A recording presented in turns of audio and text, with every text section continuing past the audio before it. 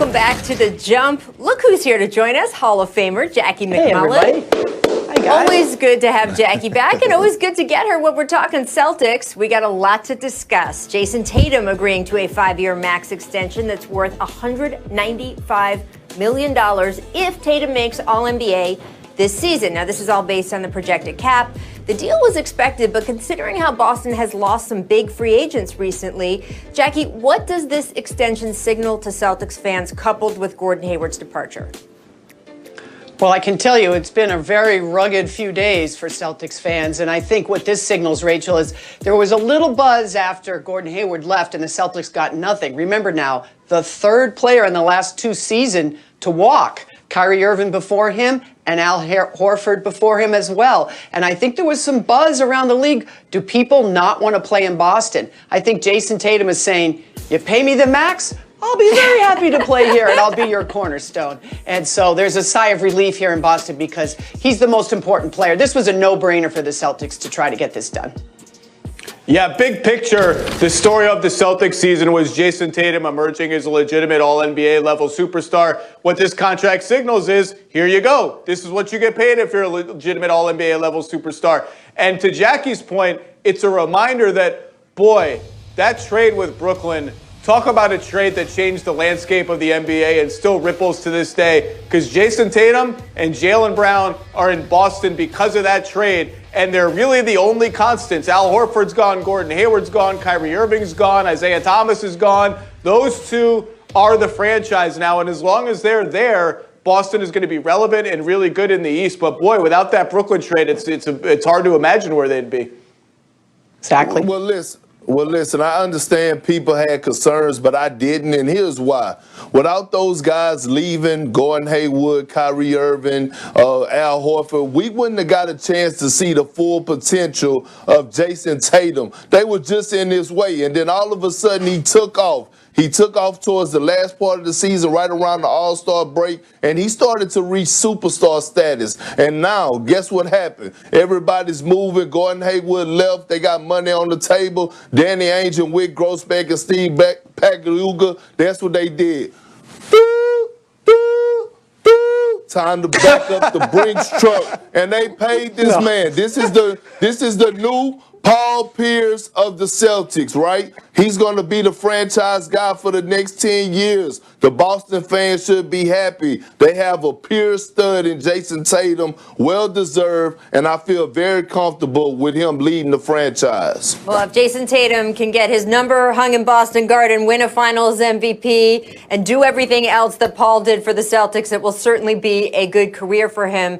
And Jackie, my instinct is that, hey, Kyrie, Al Horford, Gordon Hayward, each of those players have pretty specific situations, extenuating circumstances, things around them.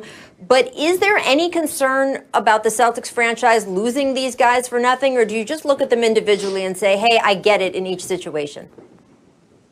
Well, your point's a good one, Rachel. I mean, Kyrie, who can ever explain what's going on in Kyrie's head? And Al Horford left for a situation that he thought was going to help him closer to a championship. Of course, that turned out not to be true at all, and it all imploded. Gordon Hayward, I understand why he did this. He wanted to spread his wings. You know, he had these catastrophic injuries that were all freak injuries. I do not consider him injury prone, and I know that seems like a crazy thing to say. But by the time he did get back and got a chance to be healthy, these other guys have passed him. And so if he wants to be an all-star again, it's not going to happen in Boston. So maybe it can happen for him in Charlotte. But if you're the Boston Celtics and you're a fan of the Boston Celtics, it still pretty much stings when guys are leaving. If you're going to build a foundation of a great franchise, you don't want people walking out the door, and that's what's happening.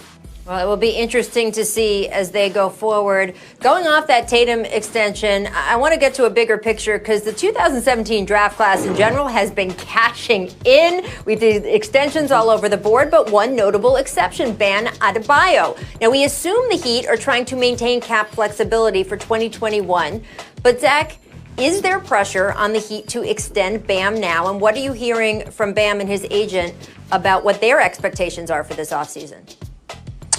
Well, it certainly doesn't help the Heat's argument that maybe Bam should wait, that everyone else is not waiting. But this is a massively important issue because if Bam signs that max extension now, The Heat's cap situation is such that they might have to trade almost everybody up to and including Tyler Hero, according to Bobby Marks, who I checked with today, just to fit Giannis's supermax or Giannis's max or anybody else's max, should that come to pass. We don't know if that will even be an opportunity for them. So, yeah, I think Fox, Tatum, and on, signing Donovan Mitchell, signing these contracts does put pressure on the Heat. I think the Heat and Bam and his team will meet this week, and we'll get news out of that meeting. And, Bam and Giannis actually have the same agent, so that's another tricky dynamic part to all this. We'll see how much pressure they exert.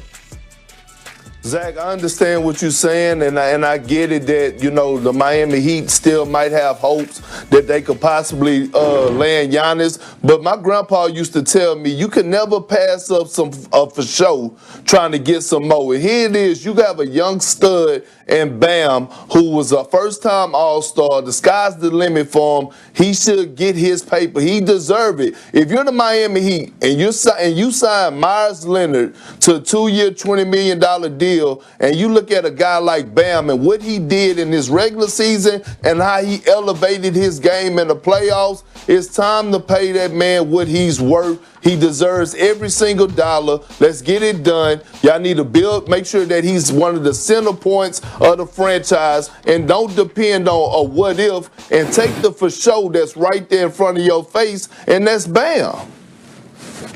Okay, Perk, that's all well and good, but first of all, let's not compare Myers Leonard's situation to Bam, because that doesn't make any sense to me. If you're Bam and the Heat come to you and say, you are our cornerstone, we're going to take care of you, we swear, but we want to help you win a championship, and if you can be patient just a little longer, we want to see how this plays out so we can have Giannis next to you and you can win a championship together. I don't think that's unreasonable from a franchise point of view. Now, if it gets to a point where Bam and his agents say, listen, Fisher cut bait, then you have a decision to make. But to buy a little time here, Giannis hasn't made up his mind yet, as far as we know. We haven't certainly heard one way or another whether he's going to sign that supermax. It's just prudent on everybody's part to wait a little longer. Well, yeah, Jackie. I was just going to say, Perk, that Zach made the point that Giannis and Bam have the same agent. So there is someone involved here who is very familiar with Giannis's thinking. So I certainly understand the idea of not rushing into this over this past weekend until they see how things play out with Giannis and the Bucks over the course of the next few weeks. That being said, and Jackie, look, we can all look at the numbers and say, yes, it would be better for the Heat as an organization if they can have Bam wait. They do give him that full reward next offseason that will give them more flexibility if Giannis, or frankly, an opportunity for another big free agent comes in to help him in 2021. But with all the injuries you have seen around the league, major injuries to major players, if you were on the other side of that, as you point out, Jackie, really good speech from the Heat, very prudent, makes a lot of sense, would you still feel comfortable taking that risk? Right. That's a fair point, and we'll have to wait and see. It really is a literally wait and see thing. And I'm not saying, you wait forever. If you're Bam and his agent, at some point, you're going to say, listen, we've tried to play this game with you, and now we need to get paid. And everybody would respect that. Well, Jackie, I wasn't comparing Myers Leonard and Bam in that type of way. What I'm saying is, if you're going to compensate Myers Leonard to $10 million a year, then you definitely have to take in consideration and get one of your franchise centerpieces out the way. That's my point. I know Bam is probably ready, and this is the problem with guys like Bam and Giannis in this situation having the same agent, because you just never know. It could be so many hidden agendas behind this, and this is why sometimes agents lose clients, because they may lean towards one way and give one client bad advice to help another client out. So this is the sticky part of the situation when you're dealing with agents that have the same client and you dealing with hundreds of millions of dollars in an MVP type player. But that's unavoidable, Perk. I mean,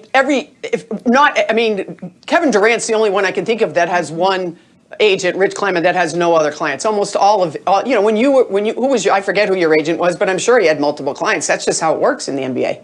I actually think to Rachel's point, if you ask Bam to wait, right? If you ask Bam to wait and say, we're going to give you all the money in a year, you better damn well mean it. You better mean it if he tears his Achilles, God forbid. Yeah. You better mean it if he has a bad season by his standards or something like that. You better give him everything, because to Rachel's point, I see no reason for any player to wait when the money is there for them. Bam has earned it by any standard. His playoff performance, he's an all-NBA level player. He has earned it. So if you say you wait, you better mean it. You better give it to him no matter what. Yeah, and look, I actually think it's to Bam's advantage in this case that he has the same agent as Giannis Perk. I would say that gives him a window into the thinking of the big domino piece that might be affecting his situation. So I think it's actually good for Bam that Alex is both the agent for him and for Giannis, but it is interesting, and it is a case of what might be best for the team big picture versus what might be best for the player, which then again, the next offseason turns into what's also best for the player who wants to compete with the team to win a championship. So it's all interwoven and a problem that the Heat are going to have to work out. Zach Lowe, thank you so much for joining us. Has been great having you with us over this free agency period. Jackie and Perk, I need you to hang out in the next segment, everyone else watching, because coming up, we're going to sift through the opening weekend of free agency and pick some winners and losers. A couple LA teams might be mentioned. Keep it locked.